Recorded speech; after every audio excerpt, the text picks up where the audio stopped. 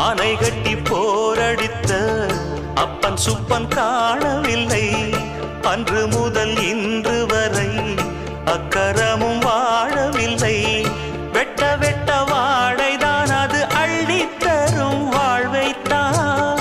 வெட்டி போட்ட மண்ணுதான் அதை கட்டி காத்தா பொண்ணுதான். நாம் வாழும் வாழ்வே அது சில காலம்தான்.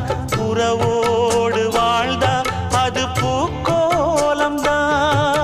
கெட்டாலும் பட்டாலும் உன் பேரந்தான். என்னடி ஞான பெண்ணே, உண்மை சொல்லடி ஞான பெண்ணே.